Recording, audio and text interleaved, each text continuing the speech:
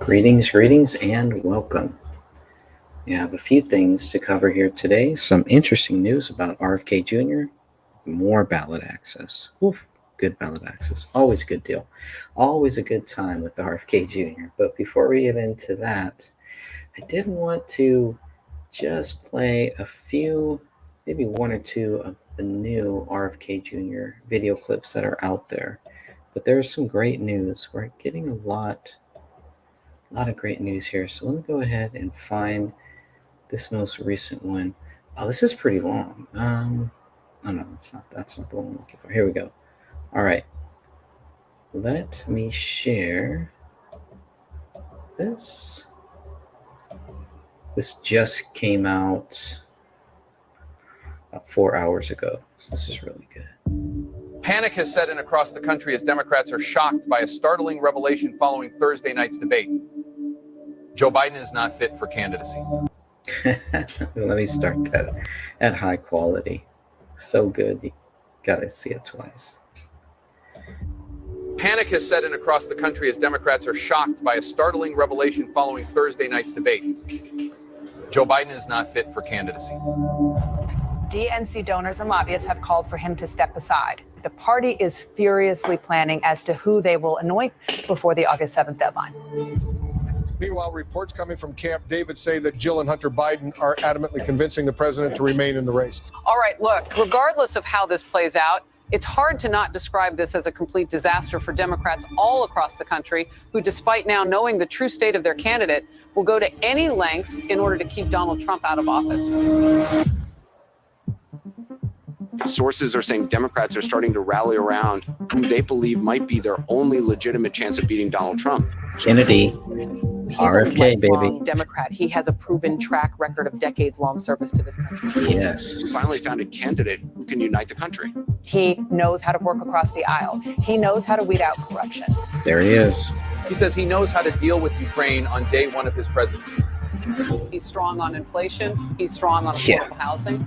He says he will close the border as soon as he takes office. All the polls are saying he can take down Trump this November.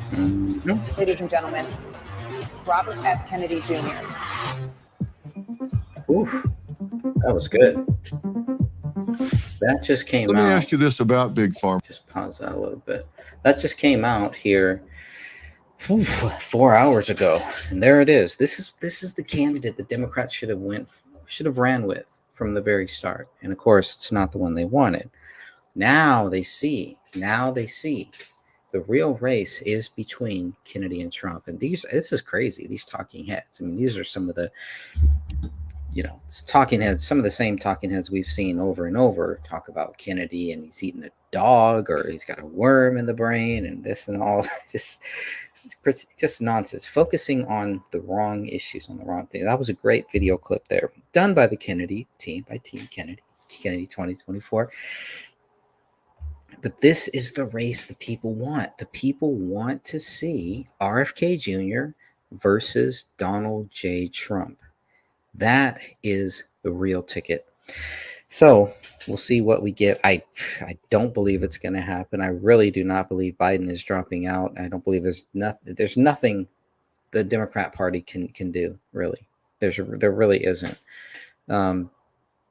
Anything that they would do would help Donald Trump. They can only make it worse. So that's why I don't think they're going to try to do the 25th Amendment or try to figure out some way to get Biden out of office. I'd be pleasantly surprised if it happens. I just don't see it. I don't see it. I think we're going to get the three-way race. And what's going to happen is the focus will turn to RFK Jr., and they will try to take the focus off of Biden as much as possible, which is what they should have been doing here, and put the focus on RFK Jr. The Trump administration needs to keep the focus on Biden. Every time they try to go after Kennedy, every time they try to do anything to Kennedy, it only hurts them. It only hurts them. That's just my view on it. You may have a different view. This is going to be the wildest, most historical presidential election in our lifetime, in my lifetime, hopefully. I mean, if it gets any more crazier than this, I don't know. I don't know what to do in 2028. But what I do know is 2024 is a very historical time. I have been enjoying documenting this, and I look forward to writing this book in real time as I'm doing. I mean, if I add everything together and all the different chapters that I have, just the rough draft, it's about 150 pages right now. A lot of that is going to get cut out. So let's just say it's 100. Let's say it's 50. Let's say it's 50, 60 pages. The content is so good. It's so historical to watch from my point of view. Someone who was not really a fan of Trump until 2016. That's when I really got on the Trump train. Of course, I didn't have any issues with Trump. I've never seen The Apprentice up until recently. I've never read any of his books, so I got most of them right here. But my earliest memory of Trump was probably WrestleMania 4. He hosted WrestleMania 4 and WrestleMania 5. History in the making, because nobody else has ever hosted two WrestleManias back to back. You could put an asterisk in there and say, well, WrestleMania 1 was at Madison Square Garden, and WrestleMania 2 was also at Madison Square Garden, but WrestleMania 2 was at 3 different venues. I know 2 off the top of my head. I do not remember the third one. I know it was Madison Square Garden. There was one in California, and I kicked myself for not knowing where the third venue was. But Trump was sitting front row throughout all WrestleMania 4, all of WrestleMania 5. That's my earliest memory of Donald Trump. Like I said, I've never seen The Apprentice. Donald Trump showed up. I forget what WrestleMania, but he showed up around. He was the manager of Raw for a little while. He's a WWE Hall of Famer. He was just on Logan Paul's show a couple weeks ago. Logan Paul is the current WWF, not WWE, even though they say it, they have to say it for copyright reasons. WWE is WWF. It always was, always will be. That's it. World Wrestling Federation. I hate World Wrestling Entertainment. It's a great name. It's the greatest thing that they could do to combat the World Wildlife Foundation and all that nonsense. But to me, it will always be the WWF. And Donald Trump will always have a very strong role that he played during those crucial times after WrestleMania 3, one of the biggest events, Hulk Hogan versus Andre the Giant. And then we have WrestleMania 4, where we have a tournament, one of the greatest tournaments in WrestleMania history, in all of wrestling history.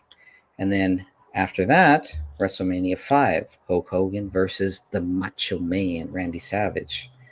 And Trump was right there. He was a part of that in those early days. So he understood. Like I said, he was the manager of Raw later on. He punched out Vince McMahon on camera with one of the worst punches you'll ever see. just go and look up Donald Trump punches Vince McMahon and see it's one of the worst punches. It's like a hammer punch. It's really odd. But then you can also see the same night, Donald Trump, who has never drank, never taken a sip of beer or anything, and no alcohol from what we know. He Stone Cold Steve Austin comes out. Stone Cold Steve Austin hands him a beer. I got to go and see if Donald Trump really drank the beer. I'll be very curious because we may have proof that Donald Trump has drank alcohol on live TV. But regardless, in the storyline, Donald Trump takes a Stone Cold Stunner happily.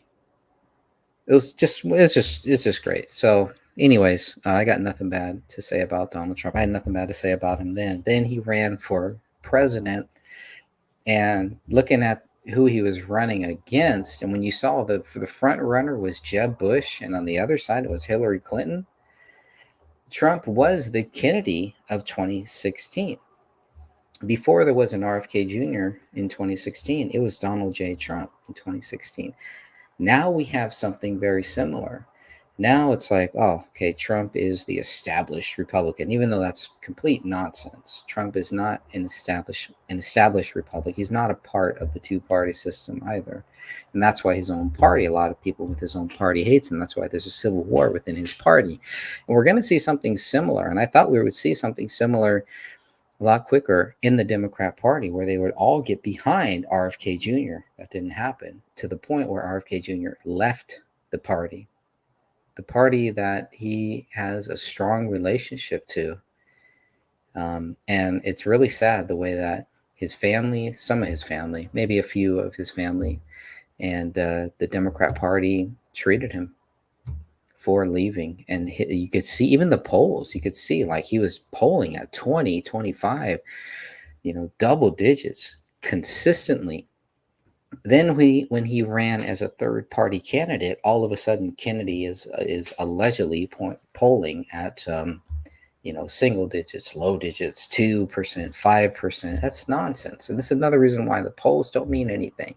And if you really, just yesterday, I think President Trump was saying how little these polls mean. They take 250 people and they poll them and pay millions of dollars for it. Of course, he's exaggerating, which he does a lot. I have no problem with that, because I know he's not trying to say, look, this is, fact. You have to understand the Trump isms. And if you've been following Trump from 2016, and if you've watched every speech, if you've watched every press conference that he's done, every roundtable, anything that you could get your hands on, anything that you could get your eyes on, really, you will understand more about Trump just from a far point of view.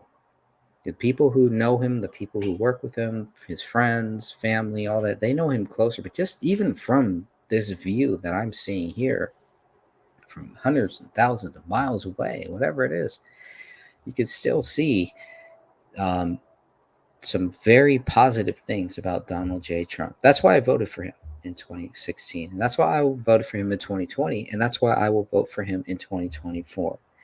But RFK Jr. is the real deal. And there's no doubt in my mind that RFK Jr. can win. If he can get one state, if he can win one state, it opens up Pandora's box. It opens up what needs to be opened up, what needed to be opened up a long time ago. It will give the people hope that they can have a third choice, that there can be another choice. Just like Trump steamrolled and shocked a lot of people in 2016, RFK Jr. could do that same thing in 2024. He could win not just one state, in multiple states. A lot of people will be happy if RFK Jr. just does well. And if he gets very close in these states, each state is going to have its own numbers. We're going to just get to see how many votes in each state. But the main thing, what is really going to count in this, and what this all comes down to, is how many votes can RFK Jr. get running as a third party candidate? And can he get enough to take any states? Because I'm telling you, if he can take just one state, or get very, very close to taking just one state, that is a big victory for this country, for our republic, our democratic republic. It is a big victory for the Democrat Party. It's a big victory for everyone, except for Donald Trump. It's not going to be a good thing for him, but that's okay. What matters is whatever is meant to be. Let the people decide, and we need the good people to get out there and vote. The bad people are going to vote. The fraudsters, they don't care. They're going to show up and vote. Some of them are going to get paid to show up and vote. And they don't care what they're voting for, who they're voting for, as long as they get paid, as long as there's a paycheck there, as long as they get something out of it. Just like President John F. Kennedy said, ask not what you can do. Ask not what your country can do for you, ask what you can do for your country. And that takes a sacrifice, because President Kennedy was asking us to sacrifice something for our country. Can we do it? And that's what RFK Jr. is doing. He is sacrificing a lot for this country. He doesn't need to do this, just like Trump didn't need to do that. They're both sacrificing a lot for this country. The similarities are just so astounding to me that and I think that's one of the biggest fun factors of writing this book about Kennedy and Trump. I've really enjoyed it.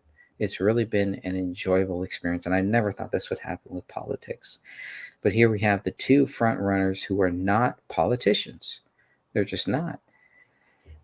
And the way that they are being attacked by the swamp, by the New World Order, by the shadow government, by the two-party system, it's fascinating to watch. And it's fascinating to watch the real Republicans come out of this, and the real Democrats that will come out of this too. The people who care about their country, care about their parties, who care about truth.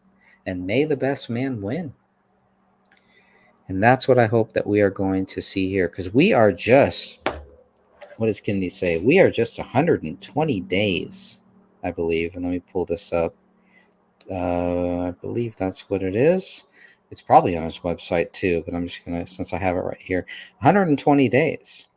120 days and counting. It's a political scandal that President Biden keeps denying Robert F. Kennedy Jr.'s request for Secret Service protection.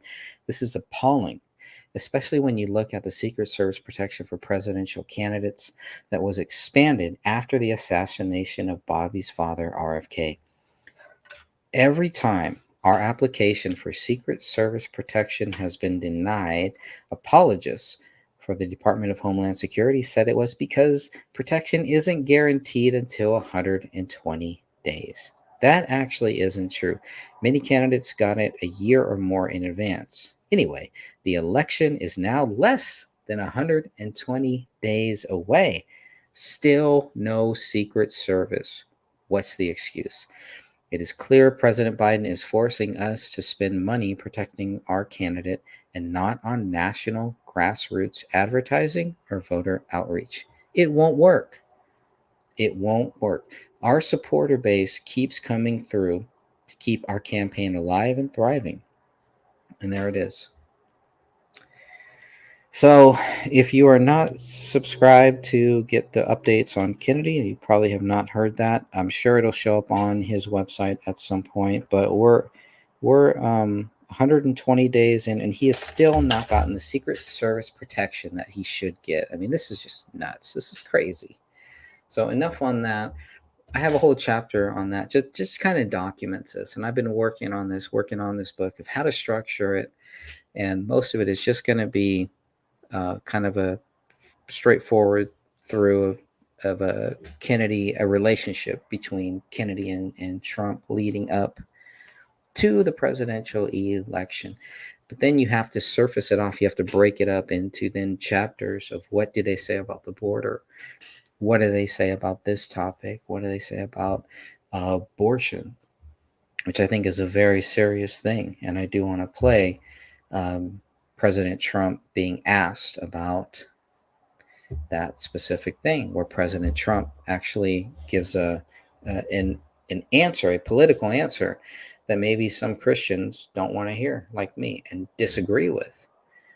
But that's okay, because you need people to be honest about it. You don't want people like Joe Biden get up there and just lie to everyone. Oh, he said it, so it must be true, right? There's still people out there that still believe that, still do that. So what I'm going to do is, instead of rambling on like I can do, I am going to cut to, oh, this is a good one too, before I get to the abortion thing. I just put this out there. The Congress investigates Trump's hush money trial. And what I liked about this one is, a lot of the time, I just cannot stand to hear what the Democrats say. So this version takes all of their nonsense out. It's pretty good. It's an hour and 27 minutes without all of their nonsense. So I want to go to Trump talking about abortion, federal ban. This is about 2 minutes and 44 seconds. This might be the issue that determines the election, and many people believe it is. Are you going to do a national abortion ban? Would you support that, yes or no? So I don't need a national ban because it's up to the states. Right now, what I did is something that people have wanted to do from day one. 51 years it's been going on. And if you remember, over the years, you're too young, but over the years, all they wanted to do is they wanted to take it out of the federal government and move it into the states. And I got that done with the selection of 3 great justices. I got it done. And it was a big thing. But I will say over the last 10 years, or maybe a little bit more than that, they started talking about the number of weeks and this and that. A lot of different subjects came in. It was no longer just simply bringing it back. Every legal scholar, from Democrat to Republican, liberal, conservative, they all wanted it given to the states, because from a legal standpoint, from a lot of other standpoints, including even a moral standpoint, they wanted it brought back to the states. And what I did is I got it back to the states. And now the states are in charge and the people are voting. And some votes are coming out the way certain people wanted, and some votes aren't coming out the way certain people wanted. I mean, if you look at Ohio, I would say it was a more liberal vote than people would have thought. And you could say that for Kansas. And then you look at Texas, it was a different story. But the people of the states have got that issue now, and they're voting. And the one thing that we have to remember, that there's been a lot of radicalism talked about, and the radicalism is really on the left because they're willing to do abortions in the 8th and 9th month. And even beyond that, I mean, we have some people, the governor, take a look at the governor of Virginia, the former governor of Virginia, where he talked about we will kill the baby after the baby is born. That's a very radical stance, and hopefully that's all going to be taken off the table now. But just to put it simply, it's now up to the states. And like Ronald Reagan, I'm a believer in the exceptions, the 3 exceptions, as you know, and rape, incest, life of the mother, the danger for the life of the mother. And we have a situation now where it's in the states' hands, and the states are going to be voting. The last thing people want, the people are going to be voting. The last thing people want is for that to go back into the federal government. It was always fought, and very importantly, and people wanted it, they wanted it back in the states where it belongs legally and for a lot of other reasons. So you wouldn't support a national ban? No, I wouldn't support a national ban. No, I would not. That's what I wanted to see. That's what I really wanted to get to is no, he would not support a national ban. He's not in favor of it. And it brings up an interesting question for us Christians and for all of us who understand that killing life is wrong, killing the baby is wrong. But I love the way Donald Trump really breaks it down to say this is a state issue. You do not want the federal government deciding something like this. It seems crazy to me, kind of like, yeah, I do. But putting the shoe on the other foot and understanding that, no, I can't. I just can't understand it. So I totally disagree with him on that. Federal ban, do you want the government involved? I know Kennedy doesn't want the government involved in this. Trump doesn't want the federal government involved. He wants it to be a state level. Trump is interesting when he talks about this, though, because he's talking about the state using this really to get people to vote, to say, hey, if you want to make sure that babies aren't killed in your state, get out and vote. Make sure you vote for it. Vote for the right people. Because if you don't be surprised when only the wrong people are running this world. And that is the biggest thing. That is what they want. They don't want you to vote. The biggest threat to them is you voting. It is. Just like how they can stuff the ballots, we can stuff the ballots too. We can stuff the ballots in a legal way. We can make it like too big to rig. Trump says it right. Where they can discount and discount and discount. And that's why sometimes it's so close that they just can't rig it. They can't get those numbers to match up.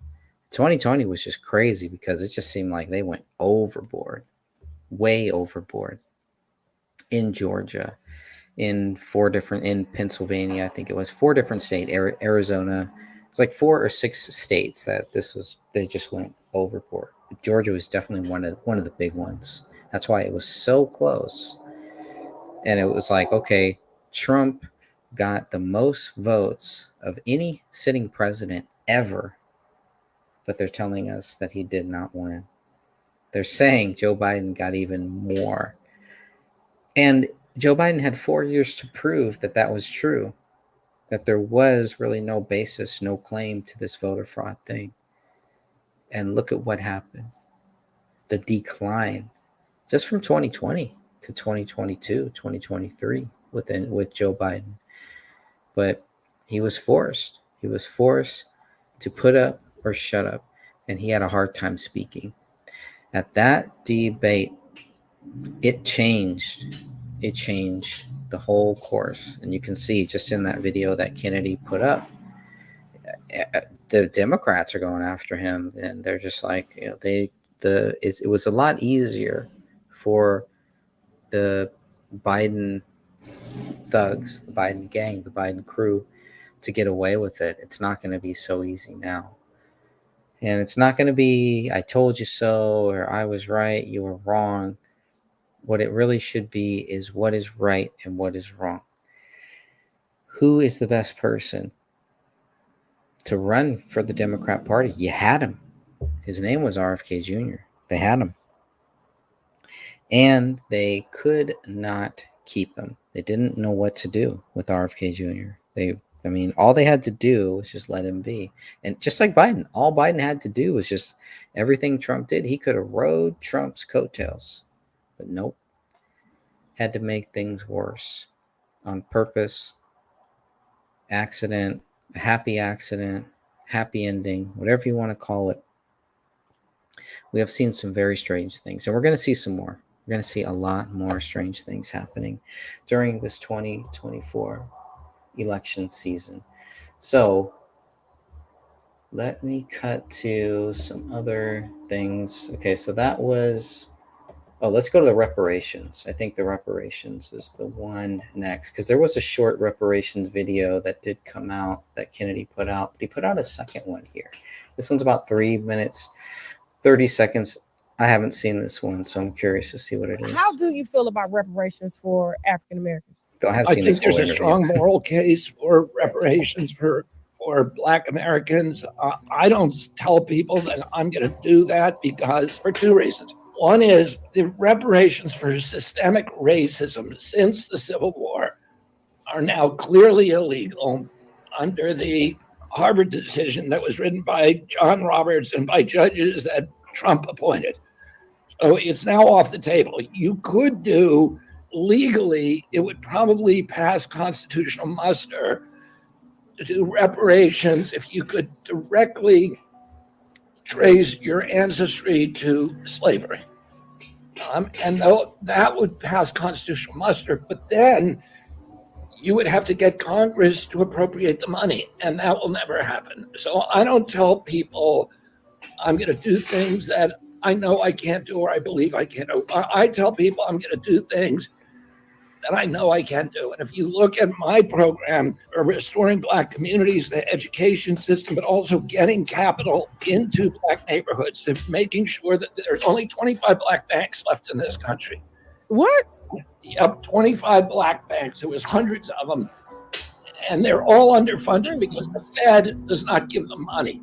So so if you live in a Black neighborhood, you're not going to get a home improvement loan. You're not going to get a business loan. And if you starve neighborhoods of capital, you're going to create crime waves. And that's what's happening in the Black communities. There's no equity left. They've systematically been stripped of equity. So people don't own houses, which means they can't borrow money, which means they can't start a business, which means even if they have an entrepreneurial impulse, they can't pursue it. They're not part of the American system because they do not have ownership. And that is systematic. And I could talk to you about that all night. My program is to get equity back into those communities, to get capital back into those communities, to get financial intelligence and information. In other words, accrued financial knowledge to the people so that they can start businesses. I've been doing this for 40 years. I've been on the board. My father started Bedford-Stuyvesant Restoration to restore economically one of the poorest neighborhoods in New York, Bedford-Stuyvesant.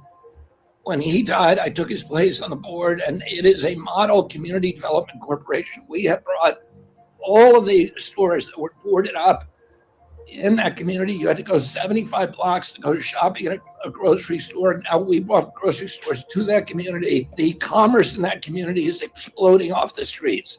We know how to do it. I know how to do it. And that is what I'm going to do as president. It's going to be one of my big focuses. And also fixing the education system so Black families have choice. We need to have charter schools where if the public school's not working for me, you go to another public school, which is a charter school. And you don't tell black family, yeah, your school doesn't work, it's broken. Just wait there 10 years and we'll fix it. It's not good enough. We need to give them choice. And if you get kids who are well educated, who have hope for their future, that is the way to deal with crime and addiction and all these other issues that we're facing. It's the economy. It's the economy. So beautiful. Beautiful. My name is video Ryland right Engel. there with RFK Jr. Hitting all points. Once again, hitting all the right points, saying all the right things. So the reparations things, there you go. You know, there's some truth to it. He wants the reparations, but he understands that it's not going to happen because of the steps you have to take. Just like he understood that being the Democratic presidential nominee was not going to happen because of all the steps you have to take, all of the roadblocks with the reparations. It seems like he understands it's the same thing. But there are things that you can do. There are things that you can do to help the black farmers, to help the companies. And I don't want people to get fixated as, you know, to think that that's all he's going to do. He's just going to focus on the blacks, or he's just going to focus on the Mexicans. It's not what he's saying. It's not what he's saying. And it's not what Trump is saying either. We hear some of, and I don't believe it's really what Biden is saying either, but we do hear some strange things from Biden. You know, like, you ain't black if you don't vote for me. I thought that would have been Biden's end. I thought no black person was going to vote for Biden in 2020. And shame on anyone who did. And shame on anyone who voted for Barack Obama because he was black. That's racism. You don't vote for somebody because of the color of their skin. You vote for somebody because they are the best person to run this country. This is serious business. And I think a lot more people understand this now. And maybe God put Biden there for this reason, to show people we can't let this happen again. We can't let what happened in 2020 happen. We have to protect our election integrity, to really protect it, not to let it be hijacked. Where they say this is the most perfect election ever, which is what the feds came out and said after 2020. We know that's not true. You still have some people that will get out there and say Biden is the best president ever, Barack Obama the best, right? Everything was great under them. Everything is all Trump's fault. You're gonna hear that a lot. People just aren't buying it anymore. I don't know. I just don't believe the common person is buying it. I think they understand. And it takes a lot to wake people up. It takes a lot to wake us up. But once people get it, they rarely ever lose it again, from what I've seen. Okay, let's get to the Fauci thing. We all want to learn about we all know the Fauci thing. But let's hear what President Trump has to say about the Fauci thing. The Fauci thing is an interesting phenomenon. I was not a big fan of his. As you know, he said, no, let everybody come in from China. I overrode him on that. I overrode him on a lot, but he wanted the people from China. When I heard about this, I stopped it. We had a room loaded up with people and nobody could even believe it, but I stopped it. We would have lost hundreds of thousands of people more, maybe more, much more, maybe over the millions, but hundreds of thousands of people more had I not stopped people coming in from China. Did he lie to you about the origin of COVID? Well, I've always said the origin was, where it came from, where it originally came from was the Wuhan lab. I happen to think it escaped from the Wuhan lab. I mean, I don't believe it came from the bats in 2,000 miles away caves. I don't believe it came from other countries, as China tried to convince people it did.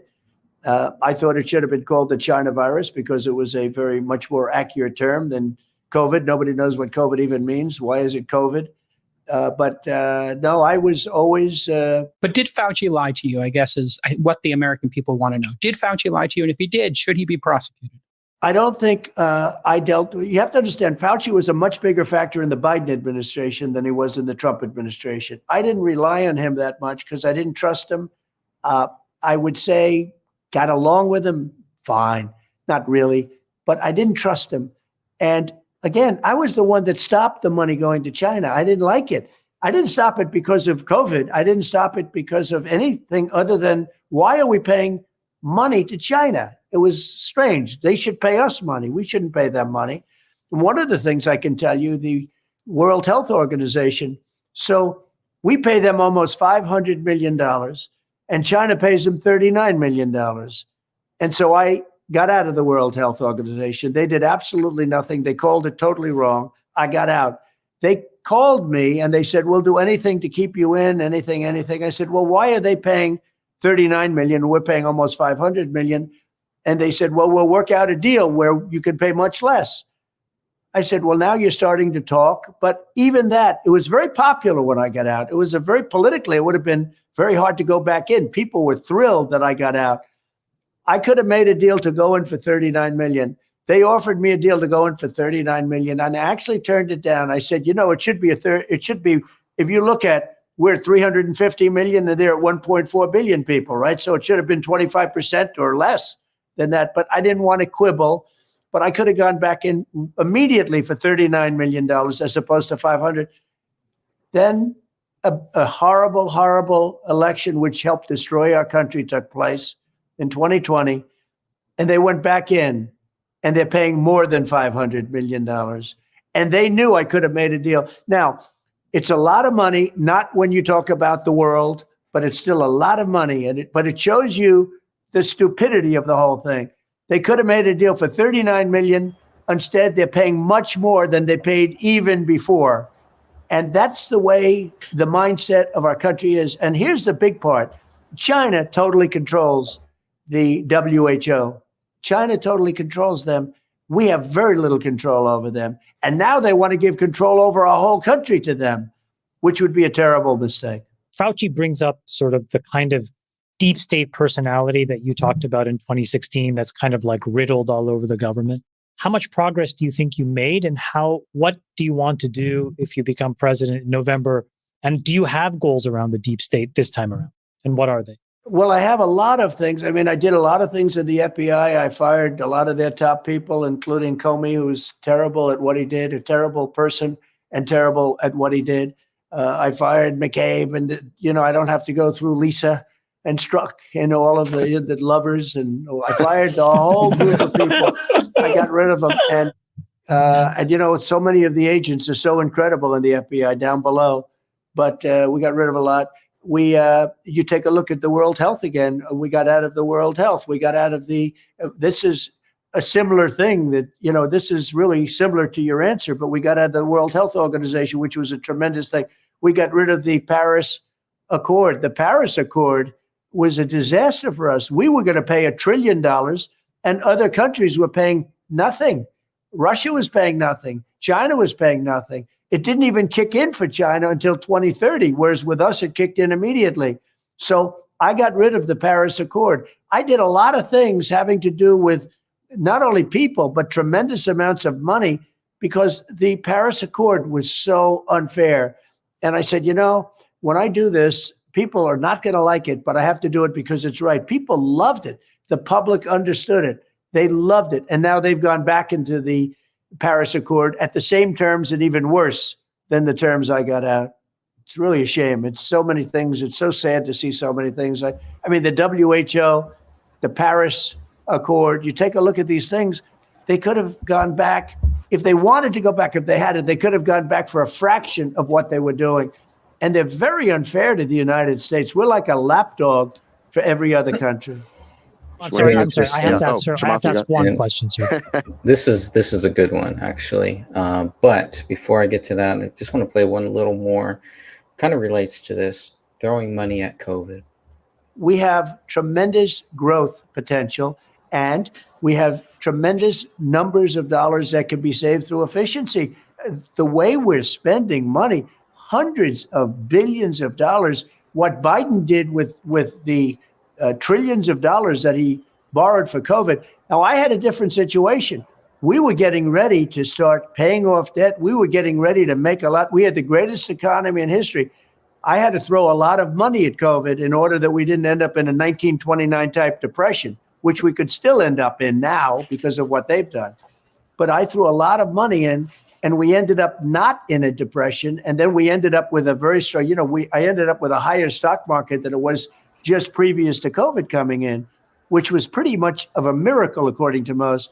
But we had to throw money out there in order to keep our country going. We would have ended up, if I didn't do that, we would have ended up in a depression. The problem is when Biden came in, he took trillions and trillions of dollars for COVID. He didn't use it for COVID. He used it for other things, but he took trillions of dollars out.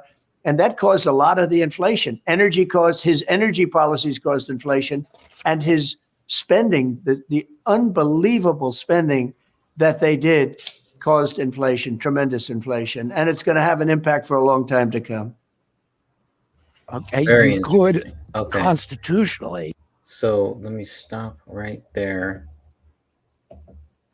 Lots of good stuff in that one. The Fauci thing.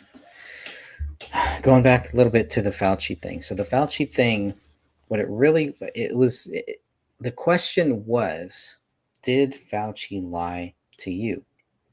Trump never admitted publicly that Fauci lied to him. He said he didn't trust Fauci. He said he didn't like him. He got along with him, kind of, but not really. But he never said Fauci lied to him. I found that pretty fascinating. Fascinating, knowing what we know. Trump was trying to avoid that, trying to avoid any of the Fauci questions, I think. Okay, so now, with that out of the way, I'm just wondering if we should let's look at this is another clip from the same interview, and I really, the JFK files. Let's talk about that for a minute here. I'm sorry. I have to ask, sir. I have to ask one question, sir. When you got elected in the 2016 election, you said the first thing, or one of the things you wanted to do, was release the JFK file. And then you said later, I saw it and I wasn't really ready to do it. And then I saw a clip where you changed your mind and you said, I think we're ready to see this file. And I'm just curious. What's in it? Tell us right now. What happened? Like what? Yeah. I actually did do it. I released a lot, as you know. But when it came to the whole thing, I was hit by some people that worked for me that are great people that you would respect. And they asked me not to do it. And I'm saying, why? Tell me why. And they said, sir, I think it needs a little more time. And I released a lot, but I said, if they feel so strongly, I respect the people and would have done that again. But this time I'm just going to do it. RFK says the CIA killed his uncle. Do you believe that? Well, this wasn't CIA that asked me, but I think CIA was probably behind it. But they probably behind it. His uncle. Do you believe that? Well, they're going to do it. RFK said the CIA killed his uncle. Do you believe that? Well, this was. So Trump is here going to say, well, this wasn't the CIA who asked me. Again, that's not the question. It's not the question, but he does answer the question. It wasn't CIA that asked me, but I think CIA was probably behind it. But they didn't. And that's interesting. He said the CIA was probably behind it. You have two presidential candidates right now running, talking about the same issue. And it's all about the questions you ask. If you ask the same questions, we're just going to get the same answers. And a lot of this stuff with Kennedy and Trump, a lot of these people ask the same questions. These four guys did really good. This is All In. This is a show. I know I have it here. Yeah, All In with Chenef, Jason, Sachs, and Friedberg. And you can go and watch that whole interview. It's really good. They take a lot of the questions that we've been getting and a lot of the talking points, and they are able to get Trump to expand on a lot of those talking points. So I got a lot of good information out of this full 90 minutes, 80 minutes. They really only interviewed Trump for about 60 minutes, and then the rest is kind of their recap. It's a really, really good show, and they brought out the best in Trump, and they get him to answer some things and to expand on some of these things. And they also recognize Trump danced around these questions. This is another question he danced around here too. But what he's basically saying is he was asked to not release the stuff right now, but This is what he's going to say here. And I love that they brought up RFK Jr. To me, that was awesome that RFK Jr. actually got brought up. I really like that. I thought that was a great thing. And of course, Trump didn't respond directly to RFK. He actually said that he pretty much agrees with them, that they were probably involved. CIA was probably involved. RFK Jr. will say the CIA was involved in his uncle's death. But this time, I'm just going to do it. RFK says the CIA killed his uncle. Do you believe that? Well, this wasn't CIA that asked me, but I think CIA was probably behind it. But they didn't. They would have preferred that I not release the rest of it. So we did give quite a bit. It's going to be done early on. A lot of people want to see that. And right. Whatever it may say, I won't say, so I have an idea. But whatever it is, it'll be very interesting for people to see. And we're going to have to learn from it. And that's a big thing. Whatever it is, it'll be interesting. And we're going to have to learn from it. And I wish I had the Judge Napolitano clip that they talk about. But I'm sure hopefully everyone has seen that. But that's a really good clip there too. So I really liked that one. That minute and 24 seconds, we need more of that, because that was a big deal. That was a big thing, that people wanted to learn more about Trump's view on JFK, on the JFK files. And why didn't you release everything? You said you were going to release everything. You got in office, and it's like the same thing. My friend Walter Bradley told me the same thing. You know, there's this theory that these presidents get into office, they're shown certain films, and it's to shut them up. And it's with the whole JFK. It's with the JFK stuff. So I don't know. Believe whatever you want. If you really don't want to go there, if you don't want to focus on the JFK thing, but it's a big deal. And I think this is what makes RFK Jr. such a big threat. They were able to silence Ted Kennedy by just the Chappaquiddick and some of these other things that they probably did to him, and he fell in line. That ain't going to happen with RFK Jr. RFK Jr. is not going to fall in line. Never has, never will. The guy has been there, done it. He's been through a lot more than a lot of these politicians. He's sued these people. He knows who these people are. He knows who the swamp creatures are. He was recruited by President Trump in 2016, 2017. I want to play that a little bit with Fauci. It's hard to hear Fauci. It's 5 minutes of Fauci, if you can stand it. So far, YouTube hasn't had a problem with it, because they can't call it medical misinformation, because it's what Fauci is saying. But so this was a big thing for me. One of the lesser known things is Trump hires RFK Jr. What happens with that? And actually mentioning that, there is a good clip that I do have here. I'm sure I have it. It's one of the Dr. Phil clips. I love the one. There's two. Do I not have? I don't know if I've uploaded it yet. Shame on me if I haven't. Why have I not uploaded that one yet? All right. I'm not going to. I hate dead air, and here I am bringing a lot of dead air. I need to go back and find what interview. No, I know I have it. I gotta have that. To help my country. That's a good one. Complimenting Trump. Okay, maybe not. All right, I will have to put that up. I can't believe I don't have that one. Okay, I'm not gonna waste people's time on that. I was trying to keep this short. That ain't gonna happen. I can already tell.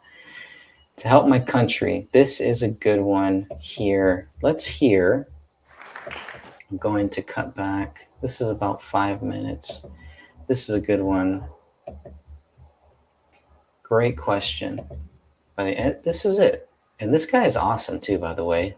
This is the guy Eric Metaxas. And he's done some really great things. And I believe he's a Christian. He's a believer. Let's play this. On the off chance that you're not elected in November, and that Donald Trump is elected, would you be willing to work for him in some capacity to do what you're talking about? I don't think so. I mean, I would listen to a proposal, but I don't think so. I don't think. You wouldn't serve your country. Well, I'm not confident that I could do that. If I had that confidence, I would. I think. I don't think.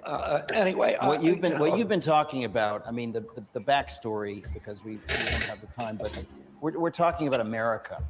And when I interviewed your cousin Caroline Kennedy, at one point we were talking about how your uncle Teddy would exhort you cousins to memorize Longfellow's poem Paul Revere's Ride, and it reminded me of a different America. You know, because when people talk about, say, I'm a Kennedy Democrat, that's pretty dramatically different than what the party has become. There was a love of country, and I think that when you talk about your uncle's desire, your father's desire to right these wrongs, there's something noble about that, and it's hard not to admire that. And to think that we're 6 decades along and that we're still dealing with this stuff. Most Americans still aren't awake to the narrative. I mean, you know, you're giving us chapter and verse on where the bullets were, and most Americans think, oh, Sirhan, you know, Lee Harvey, you know. And again, not that that's the most important thing, but it points to the deeper truth that we're supposed to be a self-governing people, and it seems that some of the forces that you've been working against have been. They're taking great pains to demonize anybody like you that would question the narrative, and so it seems to me that you have to have hope that people are waking up. I mean, did the 51 people who signed that document denouncing the Hunter Biden laptop as Russian disinformation? I mean, I think that there are many Americans that are aware that something very nasty is going on, that we've got to do something about it. And I just think that whether you are in the White House or outside of the White House, that you know, you're uniquely appointed to be working for this. So I'd like to think that America would mean enough to you that. You know, I would. And by the way, if Biden should win, I don't think you're getting a call from him, by the way. Yeah. No, I'm not. But I do want to just emphasize what you just said about, those people here may not know what you're talking about. I think most of them do, but there were 51 high-level acting or inactive CIA officials who signed a letter saying that the Hunter Biden laptop was Russian disinformation, which was a lie. It was tampering with the US election, what they were doing. And it was the CIA tampering with the US election. And the fact that, you know, I mean, I'm not a fan of Donald Trump's, and one of the reasons that I don't think I'd go to work for him is because he offered me a job in the last administration, and then he took $1 million from Pfizer, and then. I mean, I've heard that story, and I think a lot of us were in a different place at that time. A lot of us have a very different view. Yes, this was the part that I was talking about here, where he does talk about, you know, this is why Kennedy is saying he would not welcome anything in the 2024, in the future Trump administration, because he feels Trump lied to him. He looked him in the face and lied to him. Trump told Kennedy, I want you to be in charge of the children's vaccine safety team, right? And then all of a sudden, RFK Jr. finds himself in a room with Anthony Fauci, which is the next clip that I will play. I've heard RFK Jr.'s side, and if you have not read this book by Dick Russell, The Real RFK Jr. This covers it. There is a movie, a companion movie. I'm scared to put it up on YouTube because who knows what's going to happen, but I may try one day if I get brave enough to put it up. But it talks about that. And actually, I took the clip. I took a 5-minute clip from that movie and tried to put it on YouTube, and YouTube did take it down. TikTok took it down too. TikTok has taken down. On TikTok, I had a channel called Kennedy and Trump. TikTok took it down because they said that I was impersonating. They didn't say who I was impersonating. I don't know how I can impersonate Kennedy and Trump. I told them, hey, I'm just writing a book about Kennedy and Trump following this. Didn't matter. They took it down. So I'm still on TikTok, Greg Fernandez Jr. Everything that I was doing on the Kennedy and Trump channel, I'm just going to move it over here. Whatever happens, happens. I did not expect the huge numbers that I saw with the Kennedy and Trump channel on TikTok, and I don't expect anything with this TikTok channel. It's just the information, and it's all about just reaching people, making the content so flooding the market, right? Stuffing the ballots, right? In a good way, but stuffing the internet so that those people who are looking for content, and we know how difficult it is to find it, maybe one of the videos will get through to them. Maybe all the censorship and all of the shadow banning, maybe one of these videos will get through. And I've seen it happen before. It's going to happen again. It's happening currently. So God bless America. God bless the truth. This is a great interview. I'm going to go back. There's only like another minute, and then I'm really saddened to play the Fauci video, Fauci's version of it, but I think it needs to be heard. But read the book, the Real RFK Jr., to get Kennedy's version of this encounter with Anthony Fauci. I like Kennedy's version better, but it's always nice to hear the other side. Of Pfizer and Moderna than we did at that point, and actually a very different view of many things than we did at that point.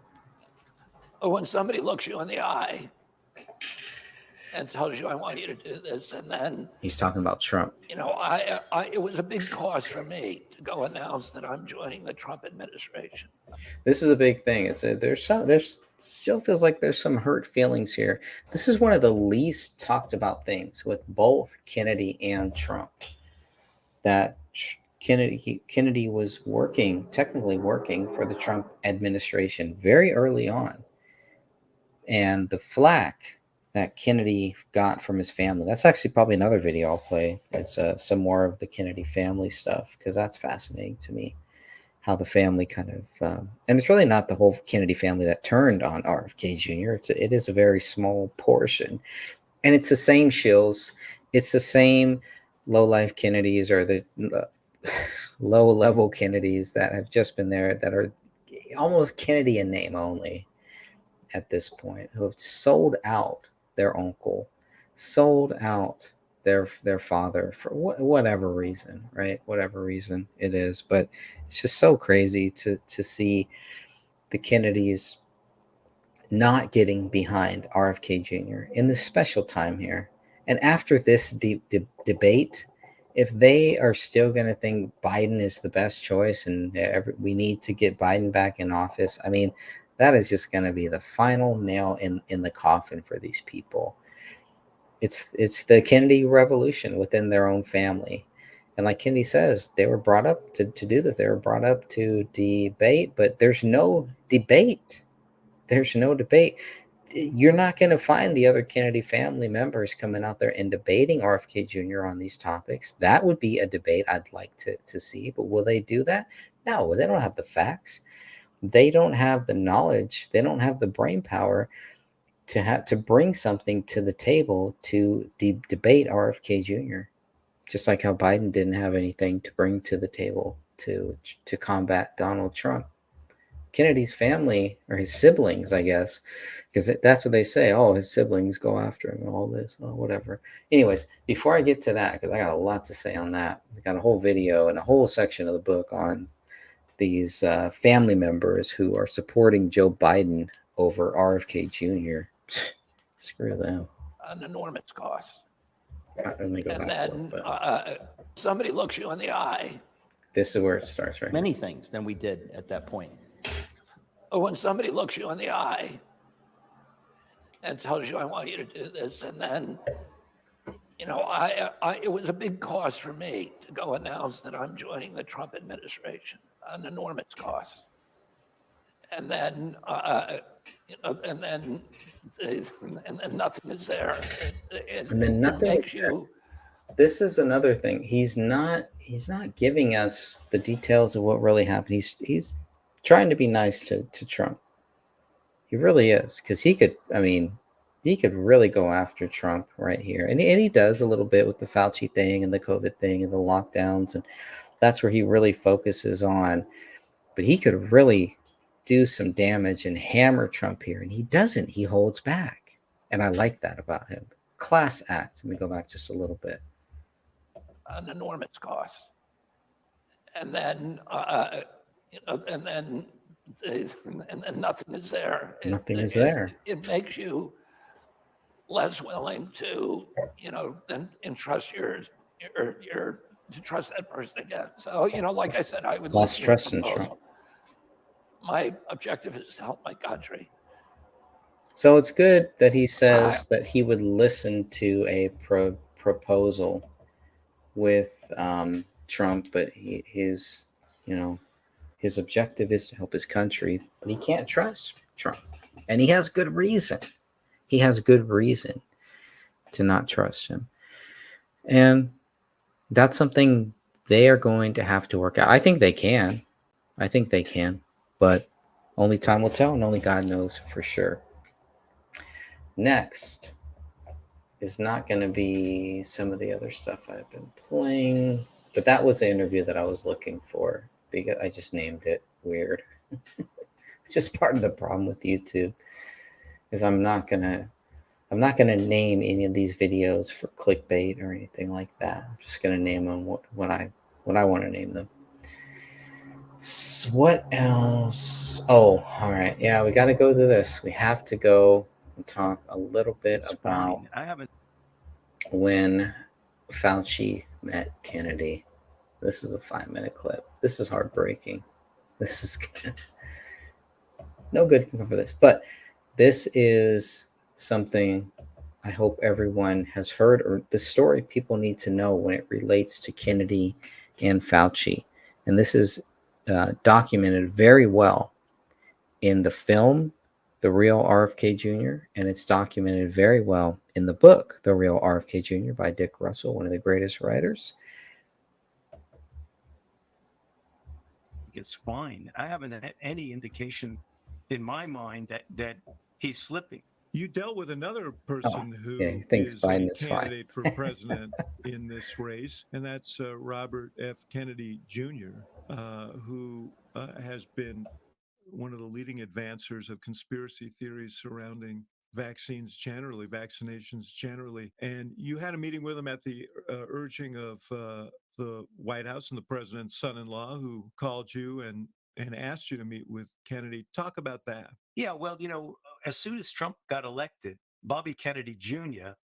Made a statement that was unsubstantiated by the Trump people, that he was going to be the head of a commission on vaccines.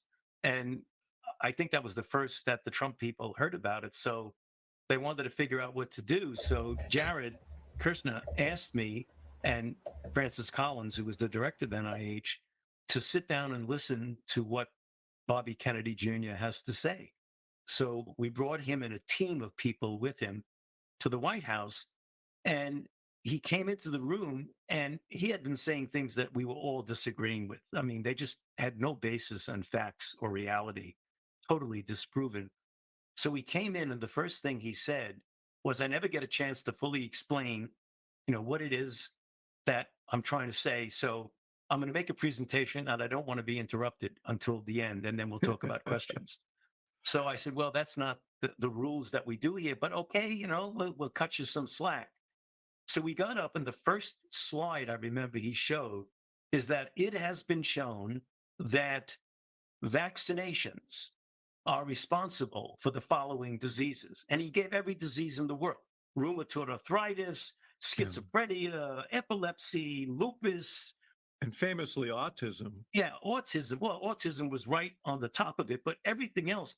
So I raised my hand and I says, excuse me, Bobby, but I don't really mean to interrupt you, but there isn't a bit of evidence at all of anything that's on that slide. And he looked at me and says, there you go again, not allowing me to give my pitch. So for the next 40 minutes or so, he showed slide after slide after slide that David made no sense at all and was not founded. Not only was it not founded in data, it was definitively disproven as per the autism situation. So at the end of it, all we could say was, Bobby, I'm sorry, but we don't really agree with you. And one thing, I'm not even sure I put it in the book, or else we cut it out because of space. As we were walking out of the room at the NIH, I went over to him and I said, Bobby, I believe you care about children and you care that you don't want to hurt them. But you got to realize that from a scientific standpoint, what you're saying does make no sense. And this issue about autism with Wakefield in England was completely disproven as being fabricated data that led to the loss of the guy's medical license. And he looked at me, and I don't know whether he heard me or not.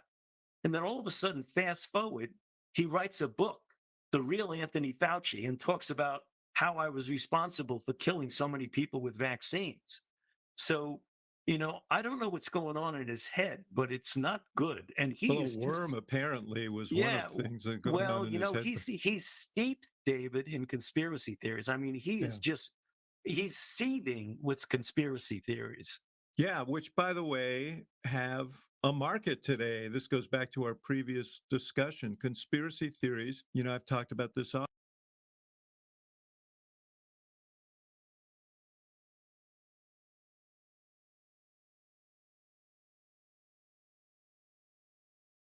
President Biden attempting to squash any fears about his age in a new political ad for battleground states. I know I'm not a young man, but I know how to do this job. When you get knocked down, you get back up.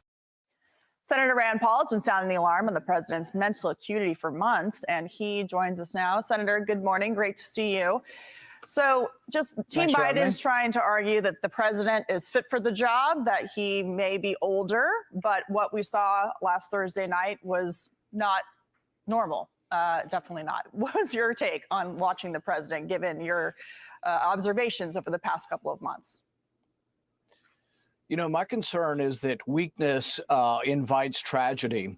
With the evacuation in Afghanistan, and this is, a year or two ago now, the weakness of it, retreating from a commercial airport instead of retreating if we were going to leave from the Air Force Base at Bagram, which would have been a much more sound military strategy.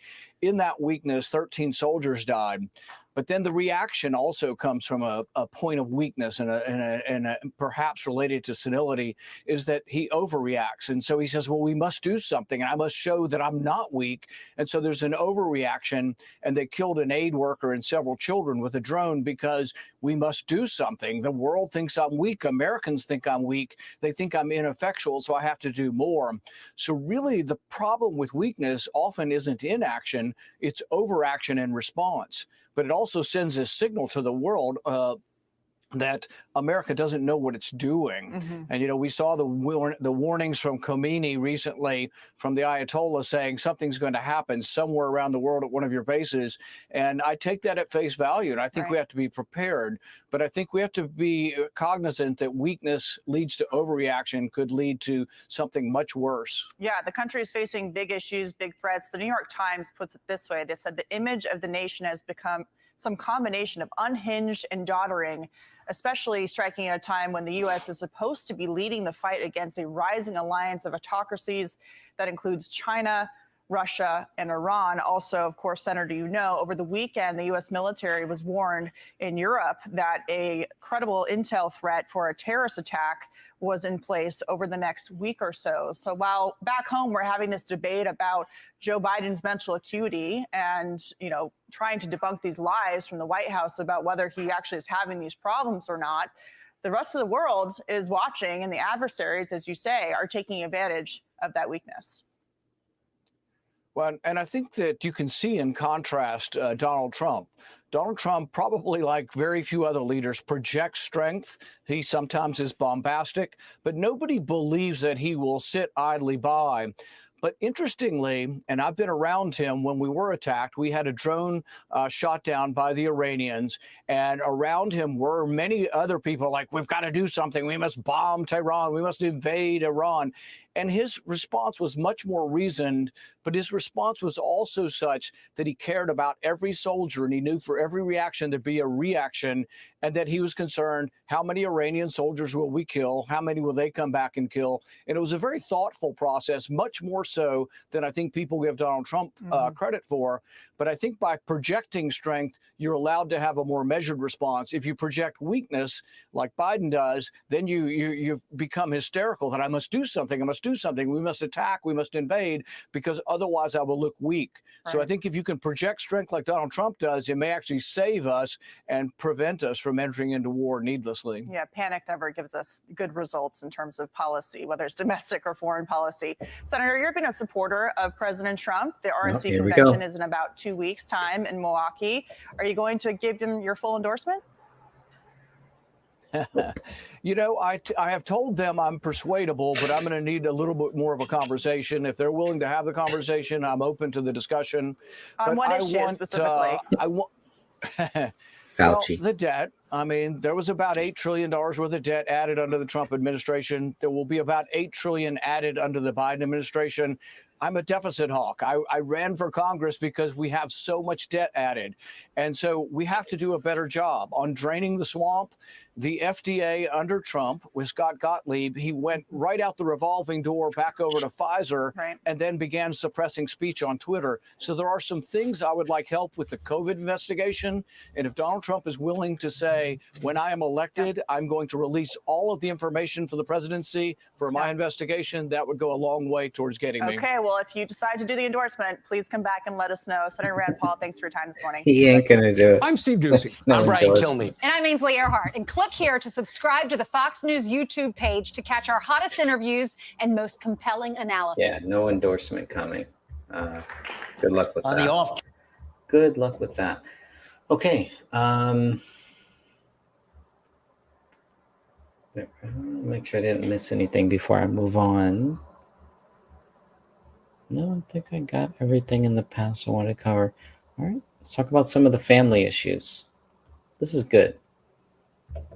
There are two great clips here that both were from when Kennedy was interviewed by Dr. Phil. Which one should I play first? That's the only question. Well, you're bringing up family, so let's talk about that elephant in the room, because your family has not endorsed your presidential candidacy. In fact, they've said in part, your siblings, Rory, Carrie, Kathleen, Joseph, put out a statement on X that said in part, the decision of our brother Bobby to run as a third-party candidate against Joe Biden is dangerous to our country. Bobby might share the same name as our father, but he does not share the same values, vision, or judgment. Today's announcement is deeply saddening for us. We denounce his candidacy and believe it is perilous for our country. And then others went on to say, we cannot do anything that in any way strips even one vote from President Biden. You put the Kennedy name on the ballot, and Democrats are going to feel torn. They also said they love you personally as an individual, but not your candidacy. How did you feel when you read all? Did you know that was coming? Yeah, I knew it was coming.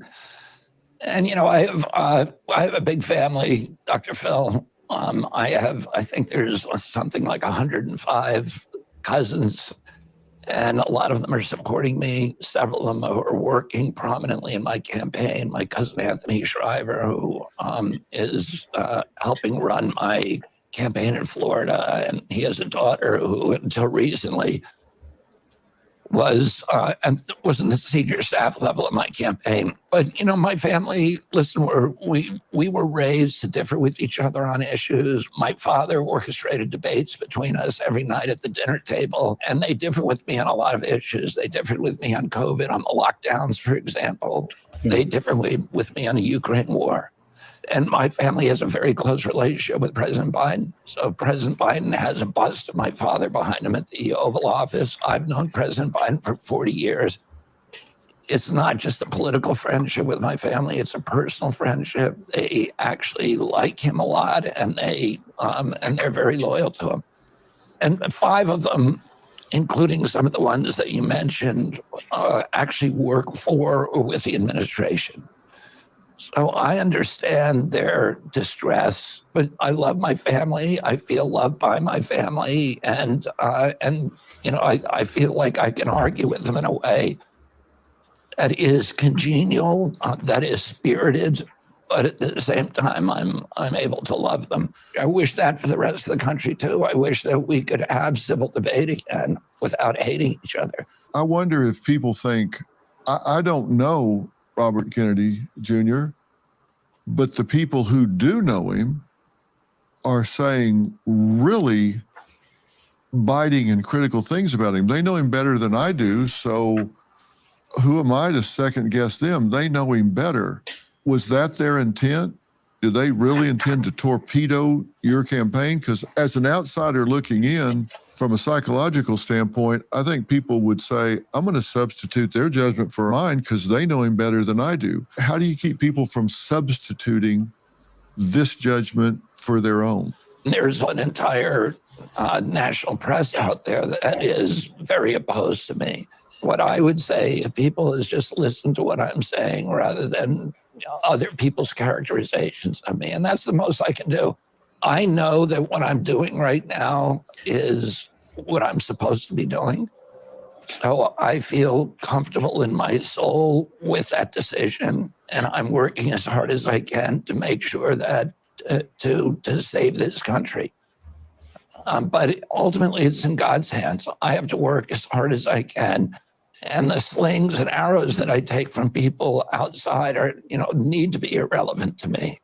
It's been said that, you are either going to take away votes from Trump or going to take away votes from President Biden. So should they be scared of Robert Kennedy at this moment? Yeah, my plan is to take away votes from both of them and win the election. About 57% of my followers say that if I left the race, they would vote for President Trump. I think that the Democrats made a very bad mistake of closing out the primaries so other people couldn't run. So Americans didn't have choice. And, their solution now, they have a candidate who can't win. And their solution is to try to get his opponents off the ballot and keeping opponents out of the debate. But, our numbers are climbing, and I'm very hopeful that they will continue to climb through November. Right. All right. There is another clip here. Since we're all here, we got nothing here. Here we go. This is a good one. My brother actually sent me this clip. One of my brothers sent me this clip here. This is really good. I'm gonna give you my favorite President Trump story. This is my number one favorite of all time. When we were negotiating with the Taliban, while President Trump was still the president, President Trump wanted to get out of Afghanistan, but he wanted a conditions-based withdrawal, meaning that you do what we tell you to do, and then we will start pulling troops back slowly as long as you abide by our rules. It's President Trump and Mike Pompeo, and they are talking to Taliban leadership in the room, and they had one translator in the room. President Trump looked at the Taliban leader and said this: I want to leave Afghanistan, but it's going to be a conditions-based withdrawal. And translator translated. And he said, if you harm a hair on a single American, I'm going to kill you. And the translator goes, and Trump goes, tell him that. Yes. Tell him what I said. Tell him what I said. Reached in his pocket, pulled out a satellite photo of the leader of the Taliban's home, and handed it to him. Shut up. Got up and walked out the room. Isn't that something? All right, there's another good one. That's a good one there. Yeah, I was shocked when I heard that. I would have said, shut up to Sage Steele, by the way, the host of that show. She has had on RFK Jr. too. And it's so crazy. It's not crazy. It's good. It's a good thing. There are a lot of people that have on RFK Jr. that will also have on Trump. And I don't know if that's the two campaigns saying, hey, you've had Trump on, have us on. Hey, you've had Kennedy on, let me get on. There's something there, though. But I think it's great that we have so many media, real media, who are willing to have, both of them on there, not just kind of some party line drama or BS. Thank you, Donald Trump National Doral. Here we go.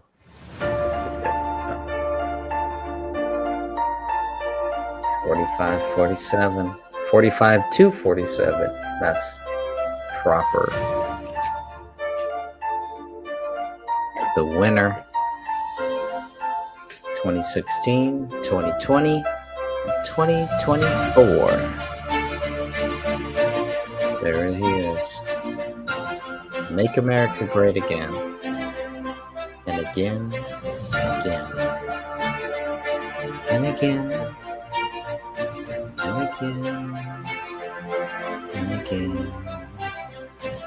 And again. Again.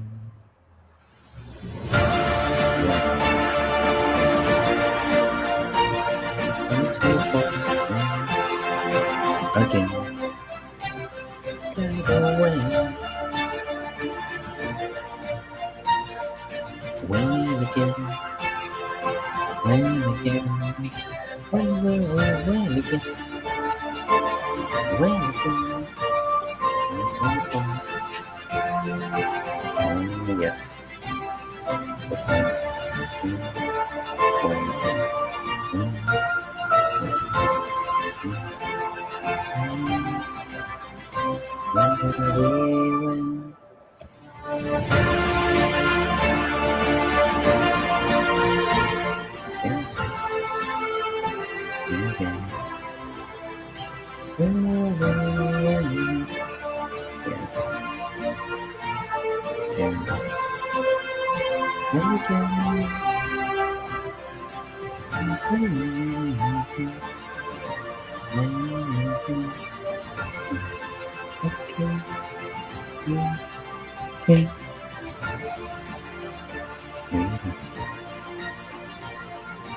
It's beautiful.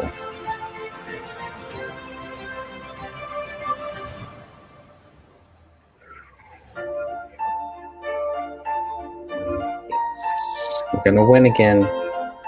2024. It's right around the corner. That open door. Here we go. It's coming. Biden is running. Kennedy is watching. That's good stuff. 2024. I mean, we are just months away from the 2024 presidential election. But before we get there, we're next week?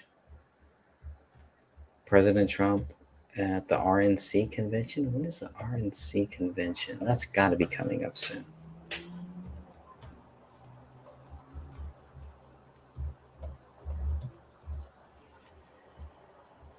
Milwaukee, July 15th to July 18th. So there it is. Yeah, that's next week. Oof, that's going to be big. That's going to be powerful. We will definitely know who Trump's VP is, and then see where do we go from there. But okay, let me look at the DNC. How about the DNC? DNC convention. And that is, in August. Oh, wow. They have a little time, August 19th. So, and after that, it's done. It is done. We got the two nominees of the two parties. So we know Trump is going to represent the Republican Party. We know RFK Jr. is running as an independent. But what we need to know is Biden going to make it? Is he really going to make it here? We will see. So it's coming up. It's not until August 19th through the 22nd. The Democrats have time, but they are running out of time, and we'll see what happens. And it's in Chicago. So take that for what it's worth. Take that, Chicago. Okay, let me see if I have anything else to play here. I played a lot. Oh, this is a good one. But I want to play a little bit of the bit of this. This is all about the hush money case. Hopefully people can see this. Yes. Okay. Yeah, this is the hush money case story. This is good. This is good stuff here.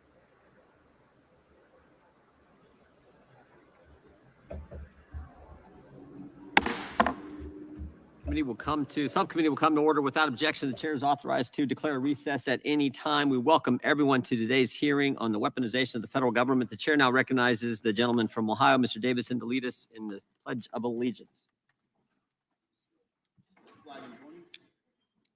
Allegiance to the flag of the United States of America, to the republic which stands, one nation, under God, indivisible, with liberty and justice for all. Again, we want to thank everyone for joining us. We apologize for the delay. The Democrats have an important caucus they're at, or conference they're at, and we had some technical difficulties here. The chair now recognizes himself for an opening statement. Alvin Bragg's prosecution of President Trump is lawfare at its worst. The New York County District Attorney's Office began investigating President Trump in 2018. Southern District of New York months later concluded its investigation into the payments by Michael Cohen and determined no charges should be brought against President Trump. While this was going on, Alvin Bragg was running for the job. While on the campaign trail, Mr. Bragg boasted about the number of times he had already sued President Trump. In January 2021, Mr. Bragg stated, "I'm the candidate in the race who has the experience with Donald Trump," close quote. He said that it'd be hard to argue with the fact that any case against President Trump would be the most important, most high-profile case. Mr. Bragg won and took office in January 2022. A few weeks after taking office, he told one of his prosecutors, Mark Pomerantz, quote, he could not see a world in which he would indict President Trump and call Michael Cohen as a prosecution witness. That's right. After campaigning on going after the former president, Bragg gets into office and realizes the case against President Trump is ridiculous. That is why the Southern District of New York didn't bring it. It's why his predecessor, Cy Vance, didn't bring it. Why did Bragg change his mind? Mark Pomerantz, Special Assistant District Attorney, resigned in protest, and he and his fellow Assistant District Attorney, Kerry Dunn, leaked their resignation letter to the New York Times. After that, the left began the pressure campaign on Alvin Bragg, and suddenly the zombie case was resurrected. One of the first things Alvin Bragg did was hire Matthew Colangelo, a top official in the Biden Justice Department who had a history of taking on President Trump and his family's businesses. It's also interesting to note who Mr. Colangelo listed as his references when he applied for the job at the Justice Department. He listed Tom Perez, former DNC chair, and Jeff Zients, who is now President Biden's chief of staff. That's right. The head of the DNC and the Biden White House chief of staff, those were his references. That's the guy who went to work to be the lead prosecutor on the case against President Trump. Alvin Bragg, Matthew Colangelo picked their target, searched for a crime, and then they prosecuted President Trump. The partisan DA that campaigned on going after President Trump, whose newly hired lead prosecutor for the case also had a history of taking on President Trump, also had their case in front of a partisan judge. The judge who donated to President Biden, who imposed a gag order on President Trump, who told the jury they didn't need to reach a unanimous decision, and prevented one of our witnesses today, Mr. Smith, an expert on campaign finance, from giving real testimony to the court. Today, Mr. Smith will be given an opportunity to tell Congress and tell the country what he wasn't permitted to tell the court, what he wasn't permitted to tell the jury. Remember, Bragg and Colangelo bootstrapped charges that are normally misdemeanors to some underlying crime to make the charges a felony. But what was the underlying crime? Prosecutors didn't reveal that until after the trial began. Mr. Colangelo, in his opening statement, accused President Trump of violating the Federal Elections Campaign Act. But the problem is, in the plain reading of that act, doesn't support the indictment or the verdict. As Commissioner Smith stated, allowing this prosecution to go forward and the ultimate jury decision threaten the enforcement procedures established by Congress under the act and stretch the meaning of the statute in such a way as to threaten due process of law.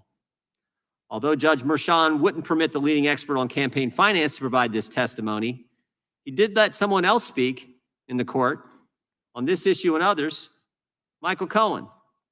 Michael Cohen, a convicted perjurer, someone even his former lawyer said you couldn't trust. Michael Cohen, who lied to Congress, lied to the FBI, and lied to the court. It's not often you have a witness that can lie to all three branches of government and then become the star witness in the prosecution of a former president. But that's exactly what took place in New York. It is clear Manhattan District Judge Juan Merchan's decisions, guided by political bias, unfairly prejudiced the outcome of the trial and violated President Trump's due process rights. Bragg's prosecution of President Trump, with the help of Judge Merchan, opened the door for politically motivated prosecutions, and it will not be easy to undo the damage that's already been done. As we have seen, other ambitious prosecutors have followed Bragg's lead and pursued politically motivated indictments against the former president. Rather than debate political opponents on substance, the Democrats' strategy to win the 2024 election is through the use of partisan, lawfare tactics. These politically motivated local prosecutions raise substantial federal interest and potential collusion between federal and state authorities. And that is precisely why we are here today. Alvin Bragg's prosecution of President Trump was personal, it was based on politics, and it was wrong. We'll now introduce today's witnesses. The Honorable Brad Smith is the Josiah H. Blackmore II and Shirley M. Knott Professor of Law at Capital University Law School. Professor Smith previously served as Commissioner on the Federal Elections Commission, including a term as Chairman. Mr. Jonathan Fahey is a partner at Holtzman Vogel. He is a former prosecutor, having served for 17 years in the U.S. Attorney's Office for the Eastern District of Virginia. So this is a really good interview there that they have. I hope everybody will check that out. But I think that's where I'm going to end this today. I feel like there was one other video I wanted to cover. Oh, this is a great way to end it right here. Do you think President Biden is going to be the candidate for the Democrats? I don't know. I think it's hard to imagine, but I think if they don't run him, who will they run? I don't know. I stopped predicting the future in 2016 when President Trump won because I didn't think that that was going to happen. And I just thought, okay, I'm not good at this. So I stopped. Yeah, well, reading people the way I do, because it's my profession, I predicted with total confidence that he had the message, but he was not the messenger. I said, 100% he won't be elected. I said, you can count on it. I know these things. Trust me. I was 100% wrong. Yeah, my daughter, I have a daughter who never thinks about politics. Like, she has nothing to do with it. And she came to me at the beginning of 2016. She said, Donald Trump's going to be the next president. And I said, you're crazy. You don't know anything. But well, she was you're bringing right. up family. So let's talk about that elephant in the room, because your family has not endorsed your presidential candidacy. It's already covered that. I think that's a good place to end this here. They did not expect Trump in 2016, and a lot of people are not expecting RFK Jr.